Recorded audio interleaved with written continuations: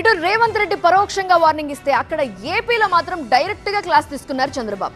Cabinet భేటీలో మంత్రులకి class తీసుకున్నారు AP ముఖ్యమంత్రి చంద్రబాబు నాయుడు. ప్రతిపక్షం చేస్తున్న ఆరోపణల్ని సమర్థవంతంగా తిప్పికొట్టలేకపోతున్నారని అసహనం వ్యక్తం చేశారు ఆయన. వాస్తవాలని ప్రజలకి ఎప్పటికప్పుడు వివరించాలని స్పష్టం చేశారు. సీఎం ఆదేశాల ఎఫెక్ట్ మంత్రులపై వెంటనే పనిచేసినట్టు కనిపిస్తోంది. అటు వక్ఫ్ బిల్లు, ఇటు టీటీడీ గోశాలపై ఏపీలో అధికార విపక్షాల మధ్య మాటల యుద్ధం నడుస్తుంది.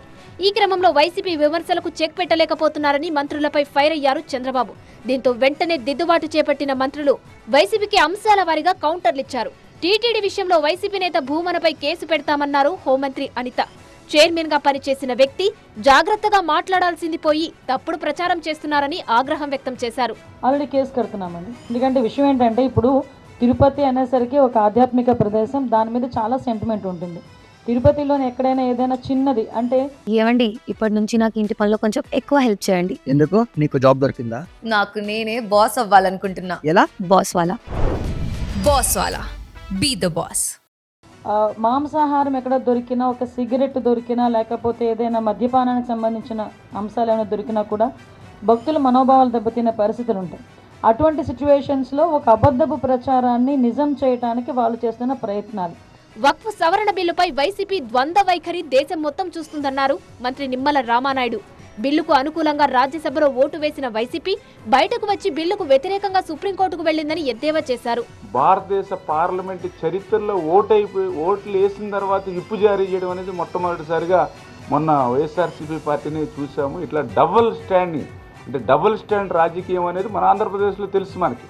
కానీ మొట్టమొదటిసారిగా మన వక్ఫ్ బిల్లులో డబుల్ స్టాండ్ వైసీపీ రాజకీయం ఏంటనేది భారతదేశ ప్రజానికానికి మొత్తం తెలిసినటువంటి పరిస్థితి అని ఏదైతే ఉందో. ఎస్సీ సామాజిక వర్గంలో అసమానతలను సరిచేసేందుకు వర్గీకరణను అమలు చేస్తున్నామన్నారు మంత్రి డోలా వీరాంజనేయులు. రాష్ట్రంలో అన్ని వర్గాల అభివృద్ధికి ప్రభుత్వం కృషి చేస్తుంటే వైసీపీ నేతలు వారికి వంతపాడే పత్రికలు తప్పుడు ప్రచారం చేస్తున్నాయన్నారు. ఒక ఎస్సీ కాలనీలో 2 కులాలు, ఒకటి మాలపల్లె, రెండోది మాదిపల్లె, రెండింటి మధ్యలో ఈ సభ పెట్టాము, అంబేద్కర్ విగ్రహాన్ని నివాళులు అర్పించాము. గొప్పగా చేస్తే ఏదో లేనిపోయిన ఆరోపణలు చేయడం కరెక్ట్ కాదండి.